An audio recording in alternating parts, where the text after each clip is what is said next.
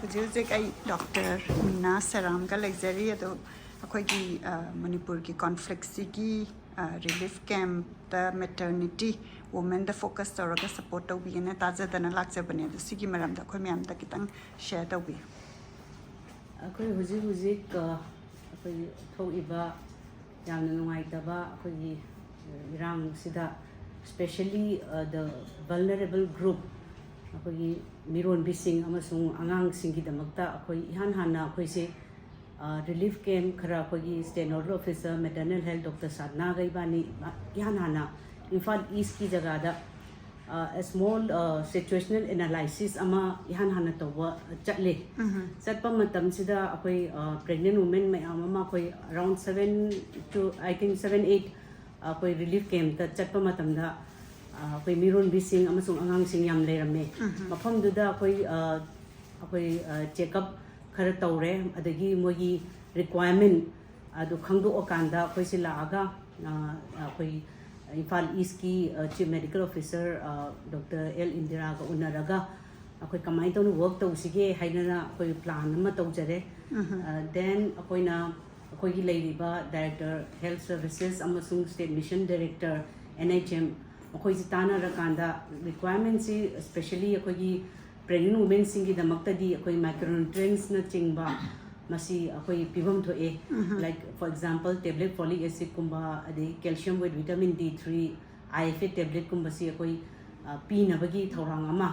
ꯑꯗꯨꯒ ꯑꯩꯈꯣꯏꯒꯤ ꯇꯤꯇꯥꯅꯁ ꯗꯤꯞꯊꯦꯔꯤꯌꯥ ꯏꯟꯖꯦꯛꯁꯟꯅꯆꯤꯡꯕꯁꯤ ꯄꯤꯅꯅꯕꯒꯤ ꯑꯗꯨꯒ ꯑꯩꯈꯣꯏꯒꯤ ꯂꯩꯔꯤꯕ ꯆꯤꯐ ꯃꯦꯗꯤꯀꯦꯜ ꯑꯣꯐꯤꯁꯔꯁꯤꯡꯁꯤꯗ ꯑꯩꯈꯣꯏ instruction ama hujikti internet ki facility su leitabina phone da tawrakanda makoi relief camp sing da pregnant women koi kyam lei adagi madui manung da koi third trimester haidi angang pokada ba naksal laba pregnant women gi machine kyam lei kari no da madu koi tangai phadana madu check up to ma darkar tai adagi plus koi da high risk pregnant women ge associate to ba leina tina leiba yauribra da like for example diabetes naba hypertensive na chingba twin pregnancy da chingba yaubra haibasi khangdoknaba ama akoi tawjai aduna maduda akoina akoigi CMO singda chief medical officer sing amadi district family welfare officer singda akoina instruction pibasi makoi tangai phadana ultrasound gi facility pibasi adusu darkar oire aduna akoina Bishnupur ki jagadadi akoi state ki leijariba ultrasound ji piraga mission ji pirakanda makoi phajana utilize tawhi aduga adui matung tabada akoina yengesi akoina daily gi akoi order am thokjare sidagi director health services na ki hairiba aina required tawriba si daily gi ama update taw oina pregnant women kyam lai relief camp singda adagi ta akoi hairiba akoi ngang pokado naksal aba third trimester leiba mioi kyam leidi high risk pregnant kyam leidi aduga mokoi se kyam mogi status sai tare update nuti gi to hanba ngang kya pokre adu safe oina poba birth planning to halle ne koi to se aduga moina team of doctors ama thahalle some of the koi district ki mogi concern CMO dugi matung ile every day thaba yawi alternate day thaba yawi check up to bose aduna ultrasound facility si relief camp masamakta tawba yadragasu manak nakpa akogi community health center gumba district hospital gumba da admain tawbusi yawi aduga akoina matung tabada akoi youth hostel kumal lampaks da ayamba pregnant women se koi Imphal East West ki jesa pora aga consolidate tawre so that akogi tawri ba thabak sing si mapung phana tawba yana bi wing taw ta se thamme ayambana huji si ngarang bokta 32 muk lay kano youth hostel sida aduna akoina akoi ngasai hairiba akoi micronutrients sing ju pibire adagi I think even from social welfare department they shu mogi shu ngamba mogi mateng pregnant women gi pb ko aduga akoi site gi ngarang maktada koi kano tawi weighing machine ama darkar oina pregnant women simagi nutrition kare kai phajana pi riba pi de bara mai weight no se koi barabar koi check to darkar oi banina koi national health mission koi manipur gi sigi koi SMD na tawraga koi weighing machine ama ngarang pijerure adagi sigi mathak sida koi UNICEF counterpart na makoina donor partner sina ꯑꯩꯈꯣꯏ hygiene kit ꯃꯌꯥꯝ ꯑꯃ ꯄꯤꯕꯤꯔꯛꯑꯦ family ꯑꯃ ꯍꯥꯏꯕꯁꯤ ꯃꯣꯏꯅ ꯃꯤ ꯃꯉꯥꯅ ꯁꯥꯔꯒ ꯑꯩꯈꯣꯏ hygiene kit ꯃꯌꯥꯝꯁꯦ through the chief medical officers ꯑꯩꯈꯣꯏ ꯌꯦꯟꯊꯣꯛꯆꯔꯦ relief campsꯤꯡꯗ ꯄꯤꯅꯅꯕꯒꯤꯗꯃꯛꯇ ꯑꯗꯣ youth hostelꯒꯤꯗꯃꯛꯇꯗꯤ ꯑꯩ ꯏꯁꯥꯅ ꯆꯠꯂꯒ ꯑꯩꯈꯣꯏ ꯁꯨꯝꯕ ꯀꯤꯠꯁꯦ ꯑꯩꯈꯣꯏ ꯑꯩꯈꯣꯏ ꯀꯩꯅꯣꯒꯨꯝꯕ 10ꯒꯨꯝꯕ ꯑꯩꯈꯣꯏ ꯄꯤꯖꯔꯨꯔꯦ ꯁꯤꯗ ꯂꯣꯏꯅꯕ ꯃꯣꯏꯒꯤ requirement like for example ꯑꯩꯈꯣꯏꯒꯤ hand wash ꯇꯧꯅꯅꯕ soapꯅꯆꯤꯡꯕ detergent ꯐꯤꯔꯣꯟ ꯁꯨꯅꯅꯕ toothpasteꯅꯆꯤꯡꯕ ꯑꯗꯒꯤ bucketꯅꯆꯤꯡꯕ ꯃꯌꯥꯝ ꯑꯃ item ꯃꯌꯥꯝ ꯑꯃ ꯁꯤꯗ ꯌꯥꯎꯔꯤ ꯃꯣꯏ ꯁꯤꯖꯤꯟꯅꯅꯕ ꯑꯗꯨꯅ ꯍꯧꯖꯤꯛ ꯐꯥꯎꯕꯗ ꯑꯩꯈꯣꯏ ꯉꯔꯥꯡꯐꯥꯎꯒꯤ ꯔꯤꯄꯣꯔꯠꯇ ꯑꯩꯈꯣꯏ ꯇꯣꯇꯦꯜ ꯁ꯭ꯇꯦꯠꯁꯤꯒꯤ ꯍꯥꯏꯕꯗ 329 pregnant women ꯂꯩ ꯃꯥꯏ ꯔꯤꯂꯤꯐ ꯀꯦꯝꯞꯁꯤꯡꯁꯤꯗ ꯑꯗꯒꯤ ꯊꯔꯗ ꯇ꯭ꯔꯥꯏꯃꯤꯁꯇꯔꯗ ꯂꯩꯕꯁꯦ 75 ꯃꯨꯛ ꯂꯩꯕ ꯑꯗ ꯍꯥꯏ ꯔꯤꯛꯁ ꯄ꯭ꯔꯦꯒꯅꯦꯟꯁꯤꯁꯤꯅ 37 ꯃꯨꯛ ꯂꯩ ꯁꯤ ꯂꯩꯔꯤꯁꯦ ꯑꯗꯨꯗ ꯑꯗꯨꯒ ꯇꯣꯇꯦꯜ ꯑꯩꯈꯣꯏ ꯗꯤꯂꯤꯚꯔ ꯇꯧꯈꯤꯕꯁꯤ 50 ꯃꯨꯛ ꯇꯧꯈ꯭ꯔꯦ ꯇꯣꯇꯦꯜ ꯁ꯭ꯇꯦꯠꯀꯤ ꯑꯣꯏꯅ ꯑꯗꯨꯅ ꯑꯜꯇ꯭ꯔꯥꯁꯥꯎꯟꯁꯨ ꯃꯌꯥꯝ ꯃꯐꯝꯒꯤ ꯃꯌꯥꯝ ꯑꯃ ꯗꯦꯂꯤꯚꯔ ꯇꯧꯕꯁꯦ ꯑꯗꯨꯝ ꯔꯤꯂꯤꯐ ꯀꯦꯝꯞꯇ ꯑꯃ ꯑꯅꯤ ꯑꯗꯨꯃꯥꯏꯅ ꯇꯧꯗꯅ ꯆꯨꯔꯆꯥꯟꯄꯨꯔꯒꯤ ꯀꯩꯀꯩ ꯈꯔ ꯇꯧꯕ ꯌꯥꯎꯏ ꯑꯗꯨꯅ ꯑꯗꯨꯒ ꯑꯌꯥꯝꯕꯗꯤ ꯑꯩꯈꯣꯏꯒꯤ ꯁꯤꯗ ꯂꯩꯔꯤꯕ ꯔꯤꯂꯤꯐ ꯀꯦꯝꯞ ꯑꯌꯥꯝꯕꯗꯤ ꯃꯥꯒꯤ ꯑꯩꯈꯣꯏ ꯃꯦꯗꯤꯀꯦꯜ ꯀꯣꯂꯦꯖ ꯔꯤꯝꯁ ꯑꯦꯟ ꯅꯤꯝꯁꯇ ꯇꯧꯕ ꯌꯥꯎꯋꯦ ꯗꯤꯁꯇ꯭ꯔꯤꯛ ꯍꯣꯁꯄꯤꯇꯥꯜ ꯆꯨꯔꯆꯥꯟꯄꯨꯔꯗ ꯇꯧꯔꯦ ꯑꯅꯛꯄ ꯍꯣꯁꯄꯤꯇꯥꯜꯗ ꯑꯗꯨꯃꯥꯏꯅ ꯇꯧꯗꯅ ꯇꯧꯏ PHCCHCꯗꯁꯨ ꯇꯧꯕ ꯌꯥꯎꯔꯤ ꯍꯧꯖꯤꯛꯁꯦ ꯑꯗꯨꯅ ꯑꯩꯈꯣꯏꯅ ꯌꯥꯝ ꯀꯦꯌꯔꯐꯨꯜ ꯑꯣꯏꯅ ꯍꯧꯖꯤꯛ ꯇꯧꯔꯤꯁꯤ ꯂꯩꯔꯤꯕ ꯃꯤꯔꯣꯟꯕꯤꯁꯤꯡꯁꯦ ꯌꯥꯝ safe delivery ꯇꯧꯅꯅꯕ ꯑꯗꯨꯗꯤ ꯃꯥ safe delivery ꯇꯧꯔꯗꯤ ꯃꯃꯥꯁꯨ ꯃꯆꯥꯁꯨ ꯐꯅꯕ ꯍꯥꯏꯕꯁꯤꯒꯤ ꯄꯥꯟꯗꯝꯅꯤ ꯑꯩꯈꯣꯏ ꯍꯥꯟꯅꯁꯨ ꯑꯗꯨꯝ ꯂꯩꯖꯩ ꯑꯗꯨꯕꯨ ꯍꯧꯖꯤꯛꯅ ꯑꯃꯨꯛ ꯍꯦꯟꯅ careful because ꯃꯣꯏ relief campꯗ displace ꯑꯣꯏꯔꯕꯅꯤꯅ ꯃꯗꯨꯒꯤ ꯄꯣꯠ ꯑꯃ ꯇꯧꯏ ꯑꯗꯨꯒ mental health ꯀꯤ team ꯑꯃꯁꯨ ꯃꯣꯏꯒꯤꯁꯨ ꯑꯗꯨꯝ trauma ꯅꯨꯡꯉꯥ ꯂꯩꯕ ꯃꯌꯥꯝꯁꯤ ꯀꯩꯅꯣ ꯇꯧꯅꯅꯕ ꯃꯣꯏ ꯑꯗꯨ ward off ꯇꯧꯅꯅꯕ ꯃꯌꯥꯝ ꯑꯗꯨꯒꯤ team ꯑꯃꯁꯨ ꯃꯣꯏ districtꯅ ꯑꯗꯨꯃꯥꯏꯅ ꯇꯧꯅ ꯊꯥꯔꯒ ꯑꯩꯈꯣꯏ ꯀꯟꯅꯗꯤ ꯍꯣꯠꯅꯖꯔꯤ ꯍꯥꯏꯕ ꯇꯥꯏ even ꯑꯩꯈꯣꯏꯒꯤ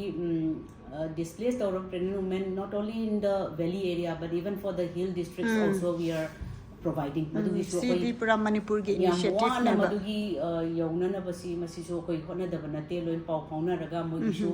aya ba chatthok chasin akoi huji khudong chada banina somehow we are arranging for them also sumain tawdana akoi manipur da state की ओइना हाइतारे को से एथनिक ग्रुप तना तबा अकोइना पीपल वुमेन द फोकस तौरकान द तौबी बसी डॉक्टर मयाम कोऑर्डिनेटर डॉक्टर मीनाना अकोइ की वुमेन हाइतारे को गायनोकोलॉजिस्ट हेड ओइना कोऑर्डिनेट तौबिरकान द इचे सारना अंगांग सिंगी अमुक कोऑर्डिनेट तौबा अदमाइन तौरगा टीम सी तौरगा यामना फसना यामना वारब मतम सिदा हाइतारे को सुमाइन तौबीबसी ताबदा यामना एनकरेजिंग ओयेदी प्रॉब्लम लेरगसु नुपी की दमकता चोंथोपिरकपा हाइतारे अदम अखोई दमकतदी हानादगिसु हौना मयाम अमा हाइदी मिरोन बि ममा सिंगसी मसामो फनबा हाइबसी स्टेट किसु अखोई मयाम इनिशिएटिव इनोवेशन मयाम तौदना लाकपने हानादगी अखोई फाफलंग एरिया गसी चतना इवन तौसेम साइबोल जोपी रिसेंटली चलुबा ngaktani koi program ama miron bi singi khudol haina tawjai madui khada adubo because of this very sad incident nungai taba thogdoksi dagi akoi makoi singdo koina physically akoi hana chatpado akoi yoba phangdre haiba tai internally we feel very sad to think about ko akoi displaced toriba pregnant women whether tamgi oigera chingi oigera akoi damatadi as a doctor we really feel for them so aduna somehow adumadu thokdana ba haibasigi even akoi isana yoba ngamdrasu ji phone da kaida koi kamaina support tawsige na adu hotnai even moida every day we are talking where are they adu safe oiribra noi pubirakpra especially high risk kambusi noi ultrasound tawbirabra kari darkar oi haibasi akoi verbally I mean telephonic conversation da akoi khanraga they should not miss out yes hadi turmoil si leibanina asomdan irang to e khole haibada ngasai nupi amasung angang singse mirombi singse haidi neglect tawbigadra haibasi akoi khalubada nungaiteba but I think our team at the district level are also equally hai moisu phajana take care tawri haibasi lojai mogi report ki matungina akoi state ta honajari baisigi si akoi tawjari base si chamana moisu tawwen lojai adu akoi mathak thongba director health services amasung SMD NHM so full support ꯑꯩꯈꯣꯏꯗ ꯇꯧꯕꯤ ꯑꯅ ꯍꯥꯏꯖꯅꯤꯡꯉꯤ ꯑꯗꯨꯗ ꯍꯧꯖꯤꯛ ꯍꯧꯖꯤꯛꯁꯦ ꯑꯩꯈꯣꯏꯒꯤ ꯄ꯭ꯔꯣꯒ꯭ꯔꯥꯝꯁꯤ ꯇꯥꯕꯤꯕ ꯃꯌꯥꯝꯅ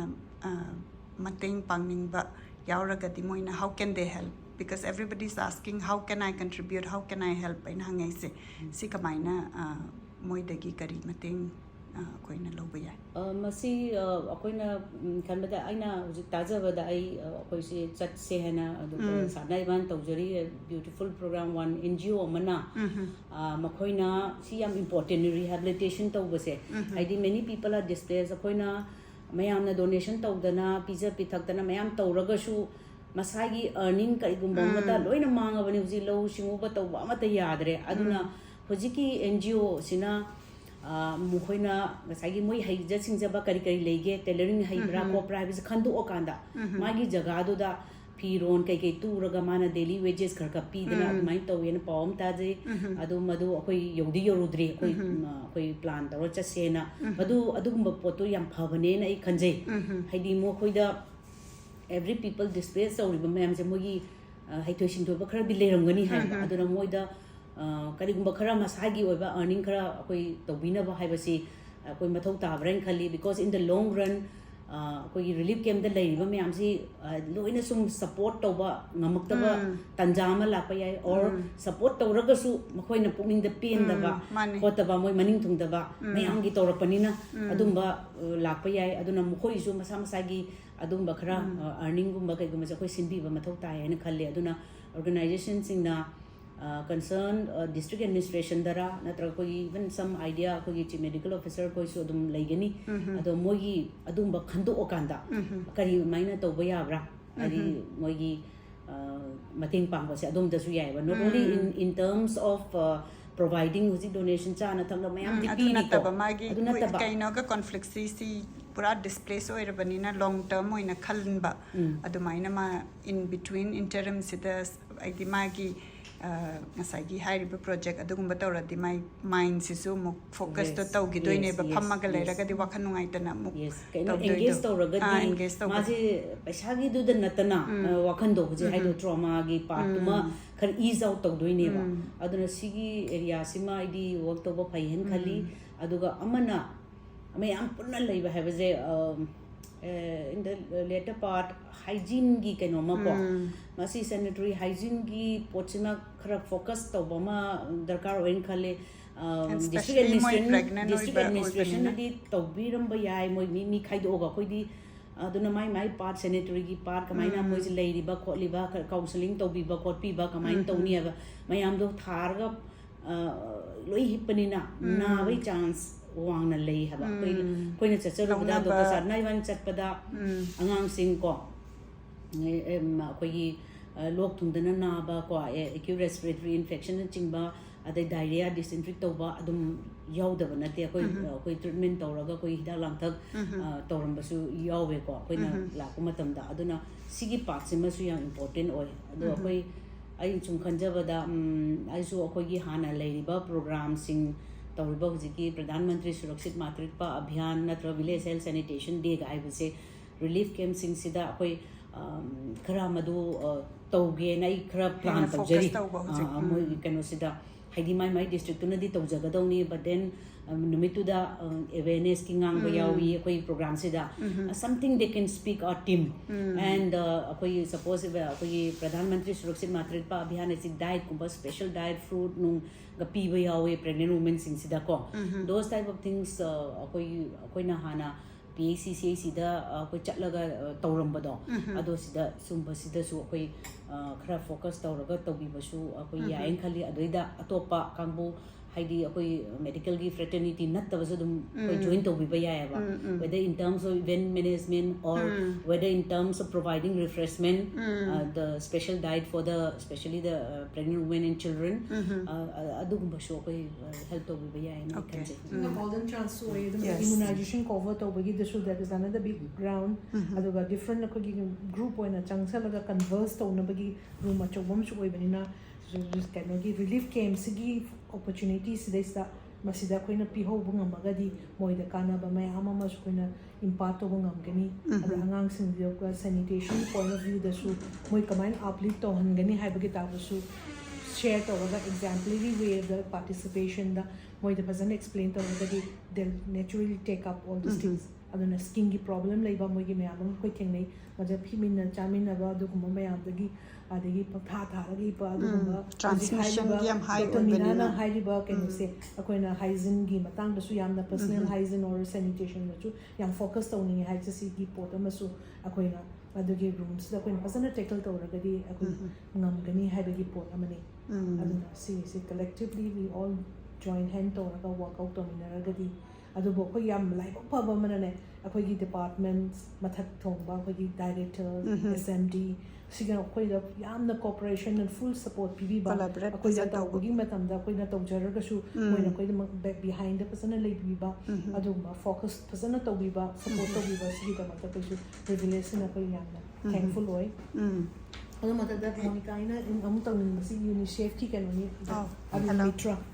UNICEF ki man da care to lo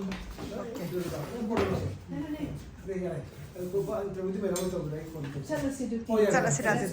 ꯑꯗꯨꯗꯤ ꯑꯩꯈꯣꯏ ꯍꯧꯖꯤꯛ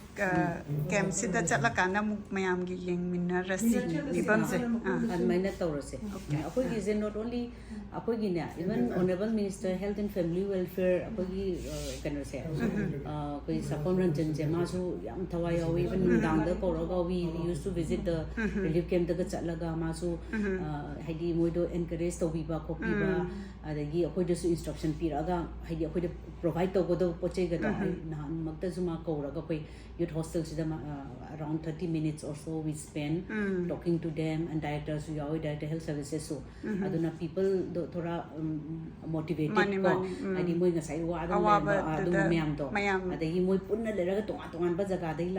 lakpa sing du su director health services na haibada you started talking to them share your views no keno da kamain to wi kholi ga haibase family dona leiraga main to bu su noi gi ꯍꯥꯏꯗꯤ ꯑꯋꯥꯕꯗꯣ ꯀꯥꯎꯊꯣꯛꯄꯅꯤ ꯑꯗꯨꯅ ꯑꯗꯨꯒꯨꯝꯕ ꯄꯣꯠꯁꯨ ꯇꯧ ꯈꯣꯠꯂꯨ ꯍꯥꯏꯅ advice four ꯁꯖꯦꯁꯟꯁ ꯑꯗꯨꯃꯥꯏꯅ ꯄꯤꯔꯒ ꯃꯌꯥꯝꯗꯣ ꯌꯥꯝ ꯍꯔꯥꯎ ꯍꯔꯥꯎꯅ ꯀꯩꯅꯣ ꯇꯧꯍꯧꯋꯤ ꯑꯦꯛꯁꯦꯞ ꯇꯧꯍꯧꯋꯤ ꯃꯣꯏꯁꯨ ꯑꯗꯨꯃꯥꯏꯅ ꯃꯣꯏꯁꯨ ꯌꯥꯝꯅ ꯍꯦꯜꯞ ꯇꯧꯋꯤ ꯍꯥꯏꯕ ꯇꯥꯔꯦ ꯃꯊꯛ ꯊꯣꯡꯕꯁꯤꯡꯁꯨ ꯃꯥꯅꯦ ꯑꯗꯒꯤ ꯑꯩꯈꯣꯏ ꯃꯌꯥꯝꯁꯤꯅ ꯑꯩꯈꯣꯏ ꯃꯌꯥꯝꯁꯤ ꯀꯩ ꯍꯥꯏꯅꯤ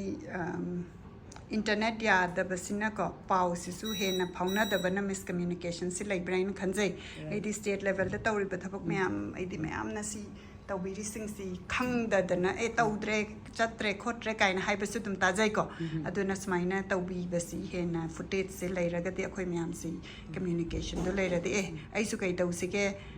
साउबगि महुत्ता अखोय से कै तौरकान द हेल्प तौरकान द कॉन्फ्लिक्ट सिदेगि राइस तौसिके हाइबदो अदु फावहले डॉक्टर की टीम मैम से उनरगा दुती अखोय चटमिनरसि